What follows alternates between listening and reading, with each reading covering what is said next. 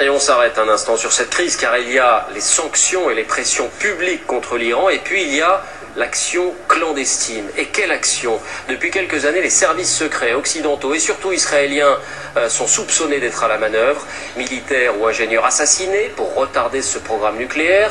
Programme informatique brouillé. C'est une guerre secrète qui se joue. Enquête Loïc Delamornay, Mathias Second. Mostafa Roshan conduisait. Il n'a pas prêté attention à la moto qui s'approchait. Il n'a pas senti qu'on posait une bombe magnétique sur sa portière. Quelques instants plus tard, sa voiture a été pulvérisée. L'ingénieur de 32 ans est l'une des dernières victimes d'une liste de chercheurs et militaires liés au programme nucléaire iranien, mystérieusement tués ces 5 dernières années. Massoud Ali Mohammedi, fauché par une bombe à distance. Majid Shahriari, attentat à la voiture piégée. Ardeshir Hassanpour, empoisonné au gaz. Dariush Rezaï, exécuté par balle. Général Moghadam, mort avec 17 hommes dans une mystérieuse explosion.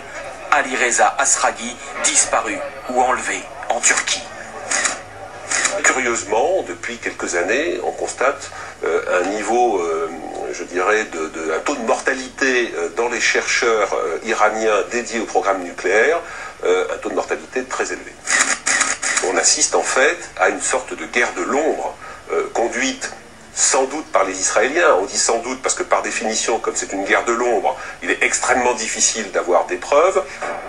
Même sans preuve, l'opinion iranienne s'est forgé sa conviction. Ces attaques sont l'œuvre d'agents à la solde du Mossad, les services secrets israéliens. Ce documentaire d'une chaîne privée iranienne revient sur l'assassinat du scientifique Massoud al-Mohammadi. Sa veuve raconte le jour de l'attentat. Quand il a fermé la portière, j'ai entendu l'explosion. Les journalistes ont opportunément pu interviewer en prison un homme que le régime présente comme le meurtrier du chercheur. Un homme qui en tout cas accrédite les thèses du régime iranien et raconte comment il a été approché en Turquie alors qu'il partait émigrer en Europe. Un homme m'a proposé d'aller avec lui au consulat israélien pour un boulot. Il a dit que c'était un travail très bien payé. Son travail, dit-il, c'était cela. Piéger la voiture du scientifique. C'est selon les analystes la première technique de cette guerre de l'ombre, celle de l'élimination physique. L'autre technique, c'est celle de la cyberguerre. Les experts occidentaux soupçonnent Israël d'avoir créé des virus informatiques appelés STARS ou Stuxnet.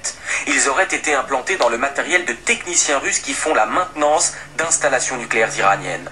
Sans le savoir, les techniciens russes auraient contaminé toutes les installations, de quoi ralentir le programme nucléaire, mais pour cet analyste israélien, certainement pas de le stopper. C'est possible de ralentir, d'immobiliser pour quelques années le programme nucléaire iranien. Mais pour le stopper complètement, il faut une armée. Et l'aviation israélienne est trop faible pour cela. Seuls les Américains peuvent le faire. Israël a bien bombardé le réacteur irakien d'Ozirak en 1981, puis des installations nucléaires en Syrie en 2007. Depuis des mois, les autorités israéliennes évoquent à mots couverts des bombardements préventifs. L'Iran menace de représailles.